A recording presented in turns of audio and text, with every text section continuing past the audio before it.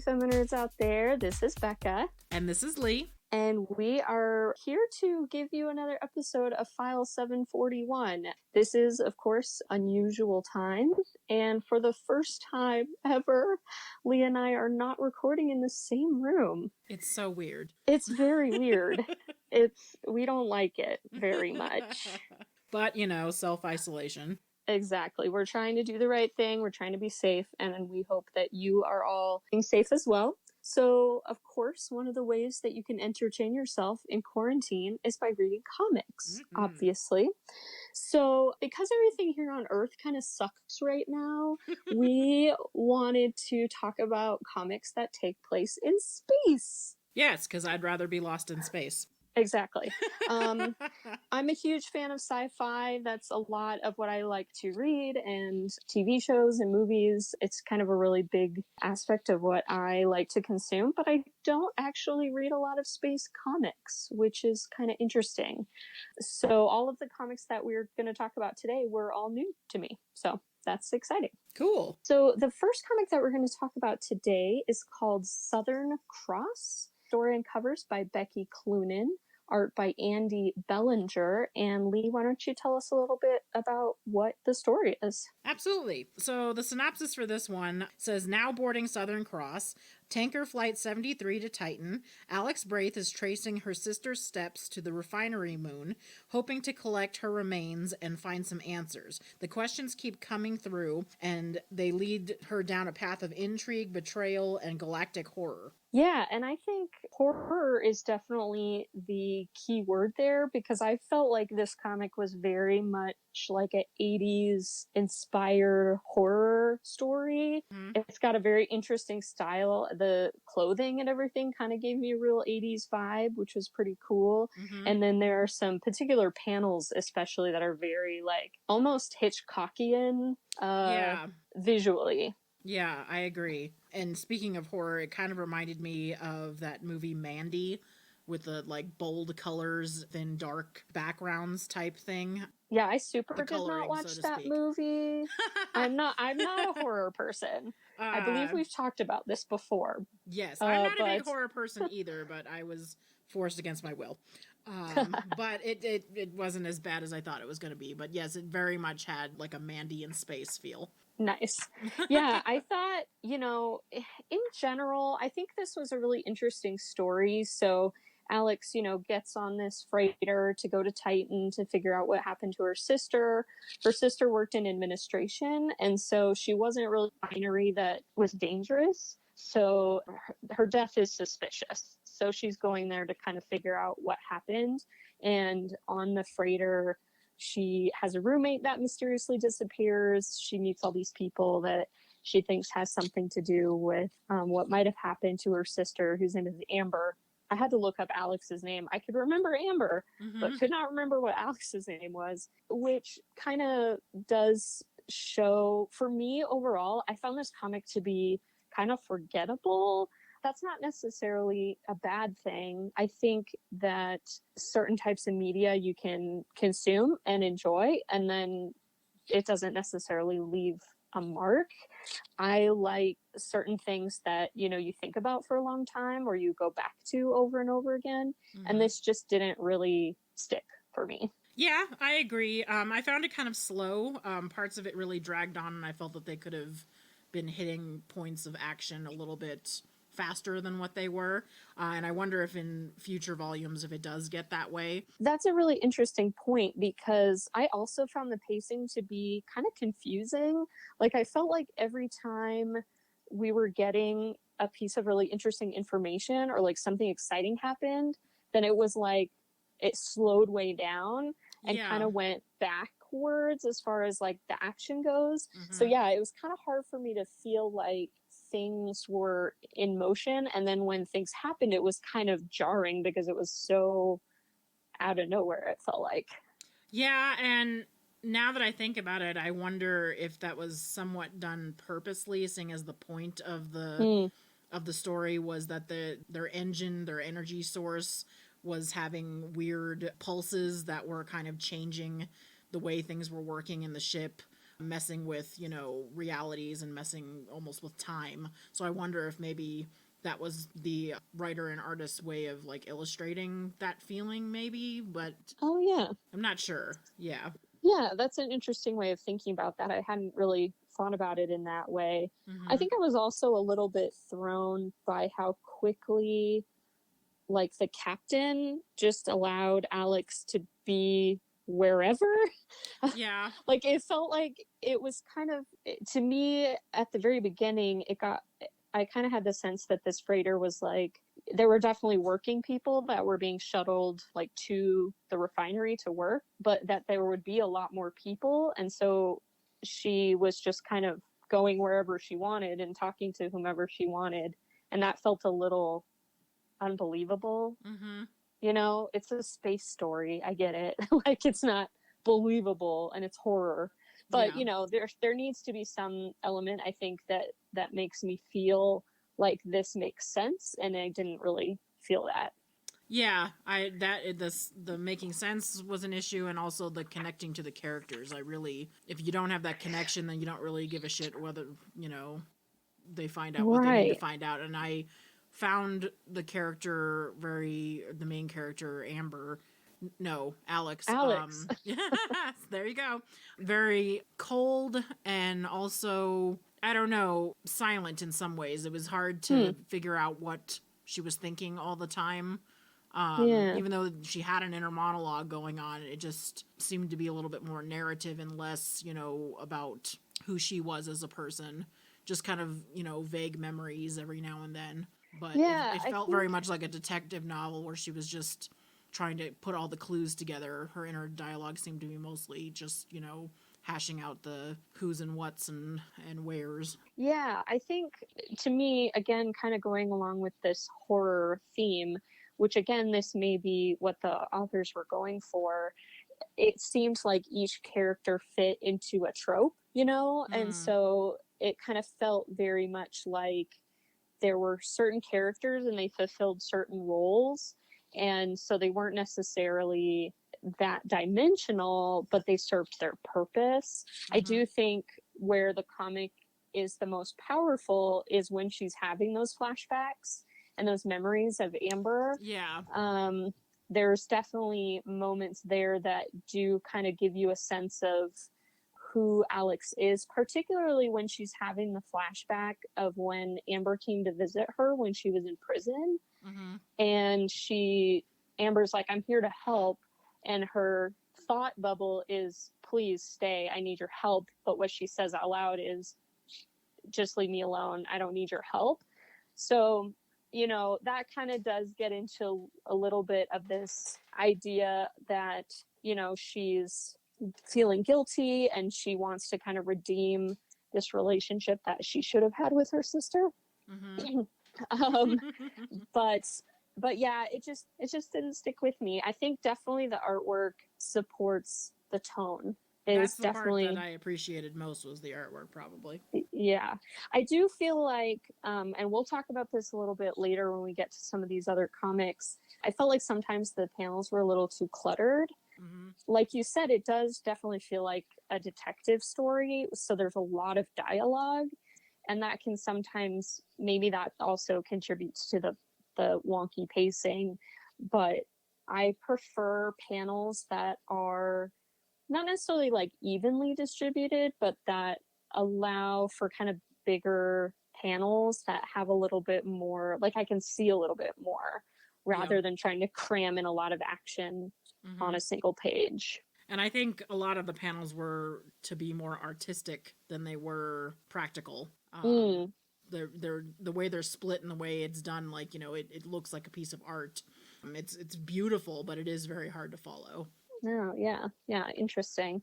So yeah, I mean, overall, it wasn't my favorite. I think it's definitely worth reading, and I think, it gets into some interesting ideas of like when we as a species are trying to harness like the power that we're drawing like from this gravity drive and stuff. Somehow there's an artifact that like opens up a wormhole, also a little bit confusing. So, the definitely ends on a huge cliffhanger as Yeah. far as like what's gonna happen, because Alex and the captain go through the wormhole to try and close it, Mm-hmm. and then it ends. Yep. So yeah, I think it's definitely worth exploring. I think if you're a horror fan, I think you'd really enjoy certain aspects of it. Again, I do think it's a little hard to follow in some ways, but it's definitely interesting. And I like that. I like it when you take genre pieces and like put them in a different genre, so it's like horror but in space, you know. Mm-hmm. So I like that juxtaposition. Yeah. That's all I have to say about Okay. Speaking of hard to follow, that. let's move on to number 2. Yeah. So the another of the comics that we read is called Odyssey. So it is based on the, classic Greek poem. It's Greek, right? I believe so, Um yes. so but it's spelled ODY. That kind of looks like a female symbol, and then Mm-hmm. -C. And the story is by Matt Friction, who I had to look up. He's actually married to Kelly Sue DeConnick, which Huh. is interesting. And then art and colors by Christian Ward. Mm-hmm. And I was actually going to ask you about this because my experience with the Odyssey, I've never read it. I know of it, and I know kind of the basic, like some of the things that happen, especially with the Cyclops and the like shooting the arrow through the axe heads or whatever he does at the end to like prove Mm-hmm. that it's him. But I'm pretty sure most of that recollection is Mm-hmm. from Wishbone. So if you've never seen Wishbone, I'm it sure there was a was a Xena show. episode about it Oh, too. I'm sure. Yeah. So Wishbone is a show that was in like the late 90s, mid to late 90s, that was these classic tales. They did Pride and Prejudice, they did The Odyssey, they did Huck Finn, but the main character was always played by this dog named Wishbone. And so like a lot of my like classic literature I may not have read, but like I remember Wishbone. He played Mr. Darcy. So like yeah, so that's pretty much my experience with the Odyssey. Mm-hmm. So I did have a really hard time following what was happening. I looked up the like spark notes. I did um too. yeah, right, okay, see, like, so in it they are talking about how the Odyssey is really Odysseus talking about his travels. So he's like telling the tale of the things that happened to him. Mm-hmm. And in the comic, we are seeing them happen in real time. So I don't know if that's part of the problem, that we're trying to follow a story that is being shown rather than being told, which you would think is easier. I think for me, part of the problem is that not only are we trying to absorb so much happens in these volumes, but it's also we're trying to learn about the world that's being set in, Mm-hmm. So like we all kind of have this very basic understanding of Greek gods, whether from like Hercules or Wishbone or whatever. Like we kind of sort of understand that, but because it's now being set in like a science fiction world where we also have to learn about how the ship works and like how the world is structured, it's just like it's a lot, and Mm-hmm. I had a hard time absorbing it. Totally agreed. Like I said, I don't have a full understanding of the Odyssey to begin with. Like I said, bits and pieces, and I did go through and look up the synopsis as well. But it also didn't help that the art in this and the way that it was done as a storyline really felt like an acid trip. Yeah. Gorgeous, so gorgeous, but once again, extremely hard to follow in comic form. Yeah, I really liked the artwork. I felt like it was very surreal, Mm-hmm. which I'm a big fan of. But, and I especially liked the design, the character design of the gods. Mm-hmm. I liked the kind of drag queen kind of look that a lot of them had. I really liked the design of Poseidon. I Mm-hmm. thought was especially really cool. But yeah, trying to figure out like, okay, these are the gods, these are their relationships, this is why they're trying to make this happen. Mm-hmm. It's and it's they call her Odyssea and not Odysseus. Mm-hmm. So the whole kind of other premise of this story is that basically all the characters are female. Yeah. So it's kind of talked about later on where Zeus was really upset because all of her children were trying to murder her and like take her throne, and so she killed all the men so that nobody could bear any children that Mm-hmm. would then try to kill her. But I'm not really sure how I feel about that. I wasn't really sure if the whole premise was meant to be facetious. Like in some ways it felt like the absence of men was a problem. So, the other part of that is one of Zeus's children, whose name I cannot recall, and I'm sure I could find it in here somewhere. But she was imprisoned, but she escaped, and she created basically an intersex kind of gender. Mm-hmm. They're called sebex, and they can bear children. So they can have sex with women and then bear children. So that kind of got around this no men thing. Mm-hmm. But I don't know. I just kind of felt like you could have redone the story with all women and not needed a justification for it, or even like I don't know, like both of us saw Portrait of a Lady on Fire, Mm-hmm. and I think there's one male character in that film, but they don't need to justify that. They Right. never talk about that. So I just felt like in some ways it felt like a concept that it didn't ring true for me. How did you feel about that? Yeah, I agree with you on that. Like I said, you got way more out of this than I did. I was enamored with the artwork, but I really kind of gave up with the story after a while. It was really hard to understand and Sure. follow. But yes, I do agree that that was definitely something that was not necessary. Yeah, so they go through the tales of the Odyssey. The first volume kind of covers up through, I guess, through the Cyclops situation, which was also pretty disturbing. Mm-hmm. It's very gory. The Cyclops is also female, and she has like 20 boobs for some reason, to be grotesque, I guess. Which again, like the female form in and of itself is not grotesque, and so to like make it so, I don't know, I just kind of have a hard time with that sometimes. Mm-hmm. But yeah, so I definitely feel like there are ways in which the story could have been simplified. They didn't necessarily need to cover every aspect of the tale, or if that was their intention, I feel like then the world that they created could have been simplified. They're Mm-hmm. I think they just tried to do too much. And so it was visually really interesting, an interesting idea.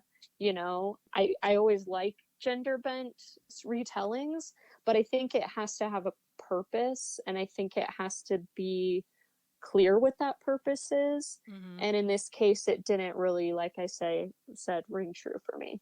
Well, and I kind of felt as a modern retelling in the artwork part of it, they also, and as a sci fi, they probably could have done more with the modern language as well, instead of Mm, sticking to the traditional language. So I think having that with the contrast of having this really trippy artwork that was hard to follow, that just made it double hard to follow. sure. Yeah. So yeah, again, not really my favorite. If you want to ignore the story, it's the Odyssey, and just look at the visuals, you'll definitely get a treat. It's Mm-hmm. definitely really really beautiful. I mean, the color palette is just amazing. Like I said, I really like the character design of the gods especially. So yeah, I think as far as a classic retelling, not the most successful. Prince of Cats, we talked about Mm-hmm. recently, was so excellent, Yes. um that this one just didn't quite get there for me. Mm-hmm. Alrighty. Do we want to move on to the next one? Yeah. So Okay. as far as like a complete opposite of Odyssey, Mm-hmm. let's talk about Vagrant Queen, Yay! because I friggin' love this comic. So Mm-hmm. when I don't even remember, I think we were both kind of talking about what we wanted to do for our next theme, and one of us said space. I don't remember, but you were the one who put me onto Vagrant Queen. So how did you learn about this comic? I heard about it because Sci-Fi has now turned this into a new series, and they've had 3 Ooh. episodes so far, and it's fantastic. It's definitely strayed away from the comic, meaning they've added more to it, which is definitely what it needed. The comic stands alone great, but to make it a TV series, it needed to be more than 2 characters. So they've added different characters in a whole new world situation, and they've done well with it. They've really expanded it very nicely. Oh, good. I'll definitely have to check that out. So, this comic was written by Magdalene Visaggio and illustrated by Jason Smith. And do you have like a little synopsis of this one for us? I do. So the synopsis for this one is Child Queen Alita was driven from her throne at age 10, forced to wander the galaxy, evading the revolutionary forces that wanted her dead. Now Alita has returned to her former kingdom to stage the rescue of her long lost mother. They took her throne, so she told them to keep it. Nice. Yeah. So, like, in terms of artwork, in terms of story and clarity, Mm-hmm. like, complete opposite of Odyssey. Totally. Um, I feel like the artwork is pretty simple, but not in a bad way. Mm-hmm. You know, it's definitely very like clear. The characters are really likable, and it's got a very focused story. Like you know exactly like what's happening, who's doing what. You get some information in flashbacks, which never were confusing to me because again, they were part of this very focused story. Mm-hmm. But yeah, I just love worlds that are new and interesting, but that feel lived in and established. And Mm-hmm. that I'm not trying to follow, like, here's 20 different planets that I'm trying to, like, go back and forth on. Like, Star Wars sometimes is like, here's, remember 80 planets. And I'm like, I can't barely remember 4. Um, so yeah, I felt like, and the panel layout too, like a lot of them have like kind of big backgrounds and then Mm-hmm. kind of smaller panels that just kind of break it up just a little bit. And I just love the way it's laid out. The action's clear, you know, it's just great. Yes, I agree. I have a lot more to talk on this one. So, first thing I really liked about it was the artwork in it because it feels very 1980s.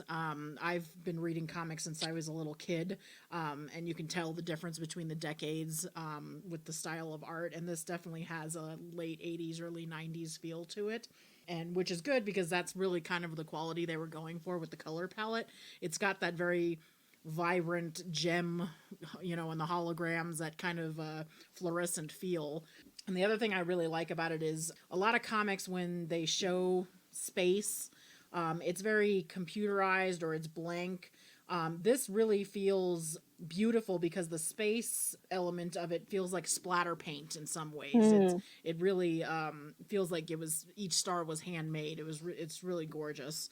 yeah. And I also really love that the lead character is a woman of color.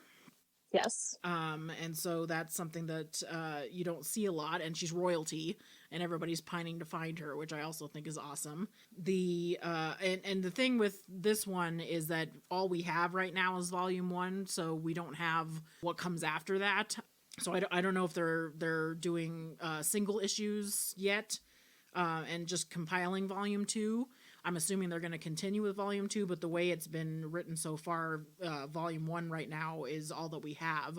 So the Sci-Fi series has gone past that, which has been interesting. And the other thing that they've added to it that I really like is that she's queer, and one of the other Nice. characters is a queer character. So the 2 lead women characters are queer characters. So I wonder if that's going to continue in the comic.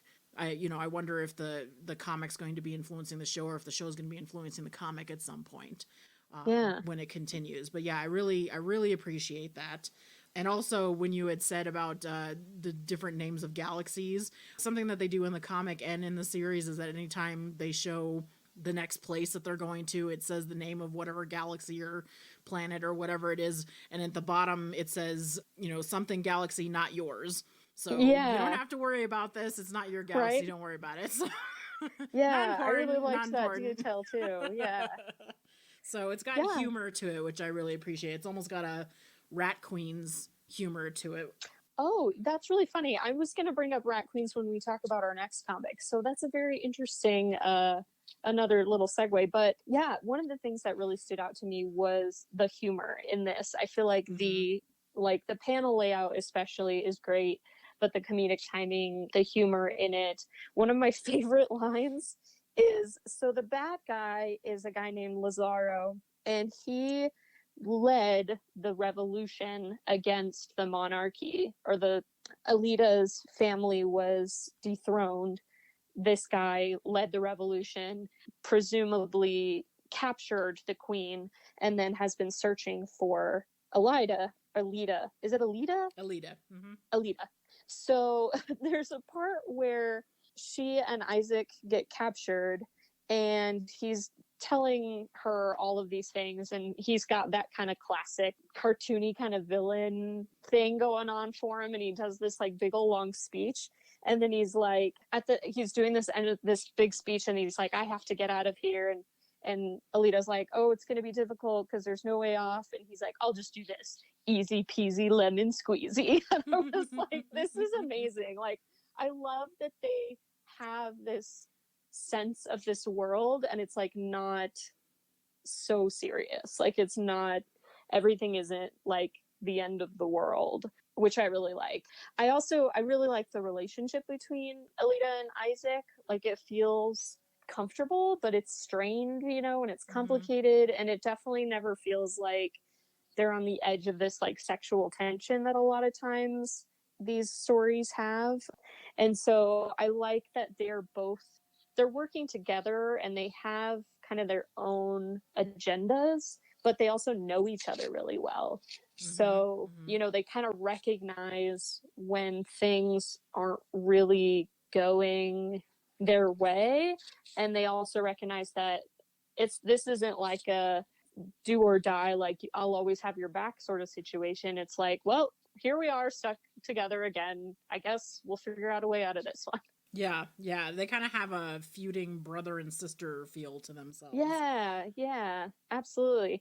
One other really cool detail that I like about this is in they kind of take place over different time periods. Mm-hmm. Is that the characters have different hairstyles. Like, Mm-hmm. sometimes you read a comic and it's like they look exactly the same Mm-hmm. over like all these time periods, but like each time we see them, they look a little bit different, which Mm-hmm. I think is a really cool reflection of like real life people look different based on kind of what's going on in their life and how they want to portray themselves.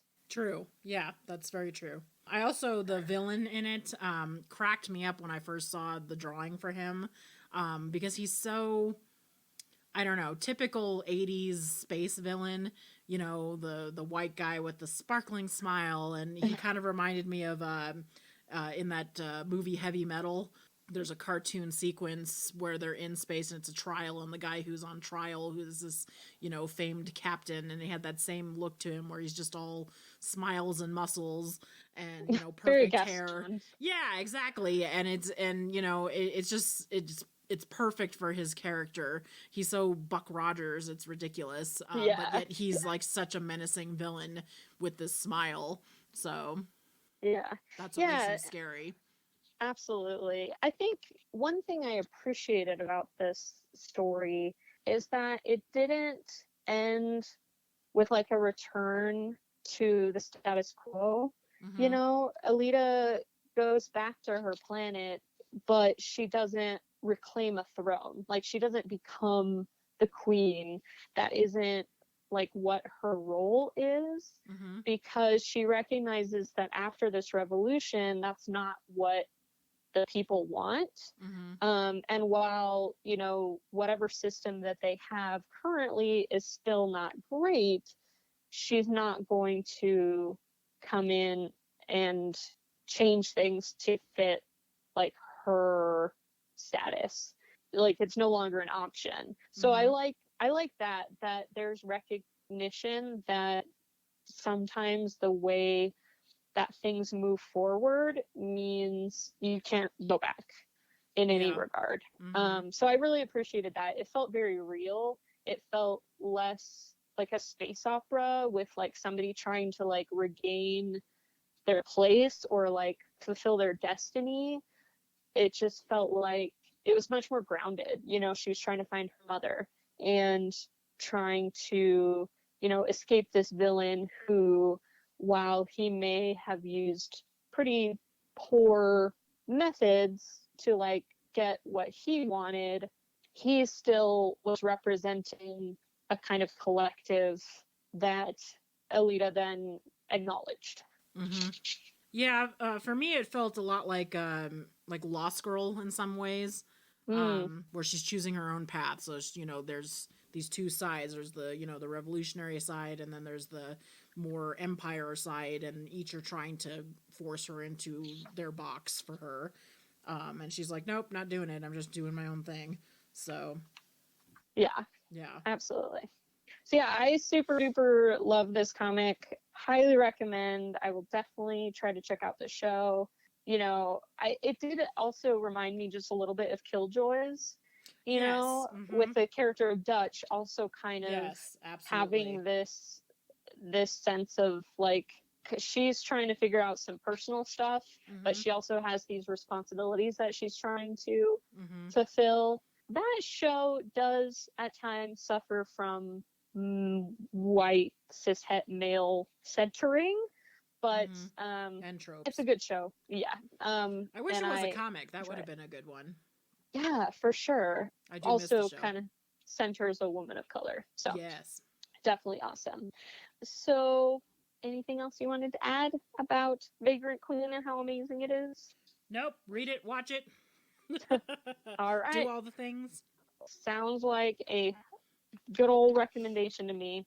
So the last comic is one that I found. I hadn't read Yes. before, but it looked super awesome. And guess what? It is super awesome.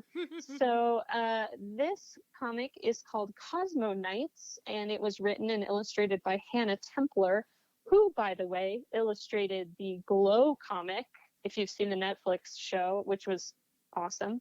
Mm-hmm. So yeah, you want to give us a synopsis of this one, Leigh? Sure. So the synopsis says Pan's life used to be very small.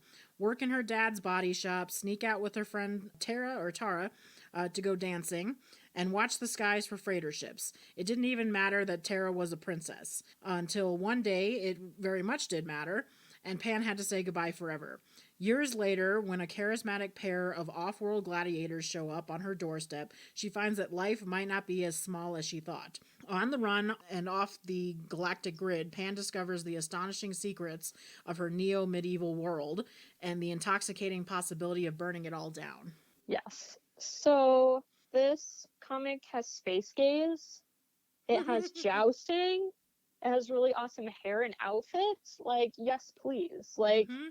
it has all of these really, really amazing elements, including the prologue, which I didn't really realize was a prologue until you kind of get to the end of it, but it really sets the tone.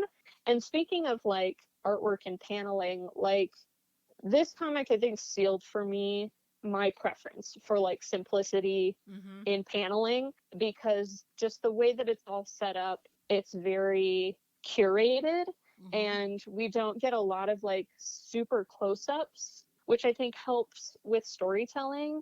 But yeah, I super duper love this comic. Mm-hmm. Yes, I agree with that as well. I also want to say how unusual but how awesome it is to have the same writer and artist for a comic and how difficult that is. Yeah, So kudos to Hannah. exactly. Yeah, absolutely. But yeah, so I think this world is really interesting because so there are these jousts that happen and there are all these planets and provinces. It's not really super explained, but I don't think it necessarily needs to be, but there are all these kingdoms and they have princesses, and the people who joust are sponsored by whomever that want to win, quote unquote, these princesses. So whoever wins the joust gets to win the princess, and then they take them off to marry whomever. So the main characters that Pan meets is somebody who goes by the name the Bull when she is jousting, but her name is Cass, and her partner B work together to rescue princesses. So when they win these tournaments, which they don't always do, instead of selling the princess to whomever to be married, they take them away and set them free to live their life somewhere, which I think is a really interesting idea. I think neo-medieval is a really good way of describing this comic because, you know, this world is very futuristic and sci-fi, but in politics and like sensibilities, it's very archaic, which I think is a really interesting juxtaposition. And I really like to see those two things kind of play out. I'm also really interested to see in later comics, they hint at this a little bit, where the last princess that they rescue, Cass tells Pan that they had to sedate her.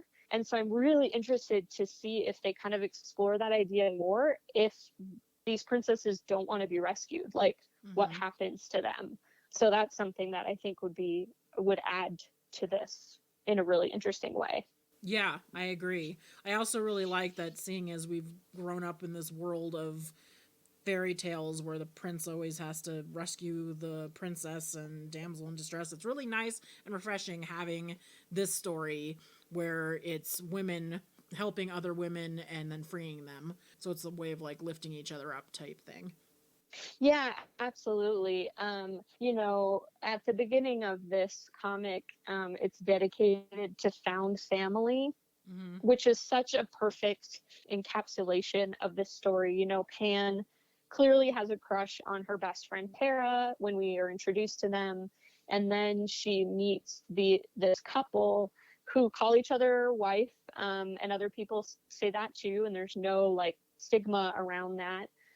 There's really no like gender politics, which is also refreshing. So it's like, here's this little baby gay that's like being, you know, brought into this fold, and it's really, really cool. I also really like to see, so Cass is the Bull, and part of the reason that she is doing what she's doing is because she was a princess, and she was like a fighter, and she grew up with brothers, and she knew that she wasn't a princess. You know, she knew she wasn't supposed to be there. So she chose to get into a mecha suit, you know, to joust and basically win herself. And that also really reminded me of Violet from Rat Queens and her story, where she was like, had all these expectations of who she was supposed to be. And she was like, no, I want to fight. I want to, you know, do these other things. So it was really cool to see that, and also kind of hard because I think B recognizes that Cass's anger and her need to fight can't always be controlled, because it's like she's fighting for a recognition from her parents that she won't necessarily ever get. Yeah. So it's very, you know, very deep and very complicated. I think these characters are really interesting. I'd love to learn kind of Bee's backstory, you know, get to know Kate, who I think is a really interesting character. I also love to see characters with tattoos. Like, I know that's really hard to like draw, you know, and like, especially when they're in different positions, and like, I don't really know how you do that, if you do that digitally or what. But Kate is a really cool character. I'm really interested to kind of learn more about her. Yeah, I really love this comic, Leigh. I know. It was really, really good. And everything you said is exactly what I feel. It's spot on. And so, yeah, super duper awesome, and really, really highly recommend. Yeah, anything else you want to add? I feel like I'm talking a lot, but No, it's okay. I went off. it's a good find. I talked a lot on Vagrant Queen, so this is yours.